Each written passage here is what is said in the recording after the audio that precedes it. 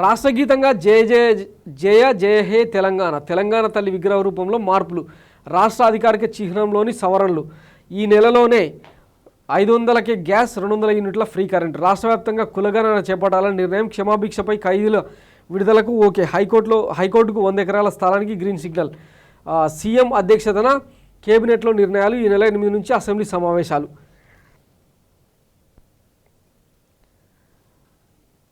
So ఈ పాటకు ఇప్పుడు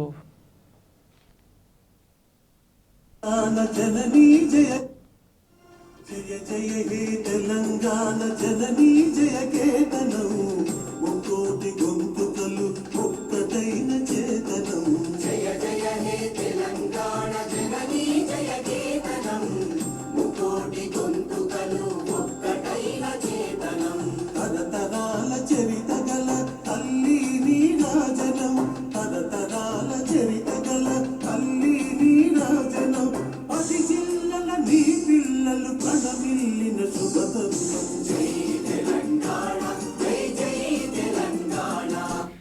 సో ఇది అందశ్రీ రాసిన తెలంగాణ గీతం, అంటే ఉద్యమ సమయంలో ఉర్రూతో ఊహించిన పాట అనమాట.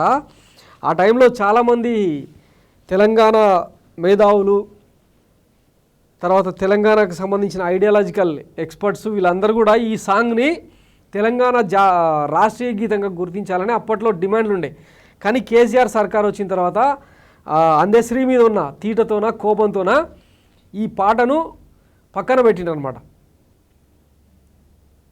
రాష్ట్ర గీతంగా దేన్ని కూడా గుర్తించలే. తర్వాత బతుకమ్మ రూపంలో తెలంగాణ తల్లిని కూడా వాళ్ళ ఇష్టానికి మార్చుకున్నారు అన్నట్టు.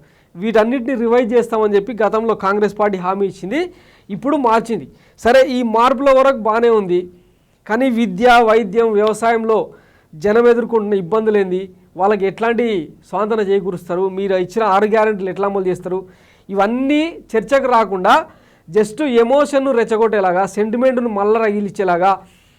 ఇంకొకటి కుట్ర ఏం జరుగుతుందంటే, కేసీఆర్ హయాంలో తెలంగాణ ఎట్లా డ్యామేజ్ అయింది, ఇవన్నీ చర్చకు రాకుండానే గతంలో అంటే తెలంగాణ ఇచ్చిన పార్టీగా కాంగ్రెస్ పార్టీని ఎస్టాబ్లిష్ చేసే ప్రయత్నం, అంటే రాబోయే 10 ఏళ్ళ ఒక తెలుగు రాష్ట్రాల్లో ఒక సాంప్రదాయం ఉందన్నమాట. ఏదైనా ఒక కొత్త పార్టీ అధికారంలోకి వస్తే వరుసగా రెండు సార్లు అంటే 10 ఏళ్ల పాటు అధికారంలోకి ఉంటుందని 2004లో వైఎస్ఆర్ నిరూపించిండు. ఆ తర్వాత కేసీఆర్ ప్రూవ్ చేసిన తరుణంలో కాంగ్రెస్ పార్టీ అంటే రాబోయే రోజుల్లో కూడా మళ్ళీ అధికారంలోకి వచ్చేందుకు ఈ ప్రయత్నాలని, కానీ ఈ సెంటిమెంట్ల వల్ల, ఈ పేర్ల మార్పు వల్ల ఒరిగేది ఏంటన్నది కూడా ఆలోచించాలి.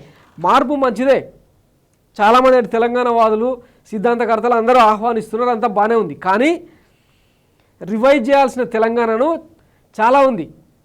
మరి వీటి కోణంలో ఈ రేవంత్ రెడ్డి సర్కార్ ఏం చేస్తుందన్నది చూద్దాం. ఇక దీని మీద నిన్న పొంగులేటి శ్రీనివాసరెడ్డి ఏం మాట్లాడిందో ఒకసారి చూద్దాం.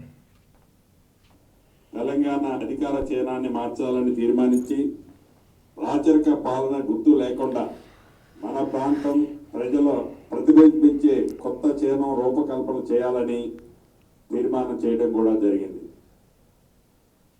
సో నిన్న క్యాబినెట్ తీసుకున్న నిర్ణయం అన్నమాట ఇది.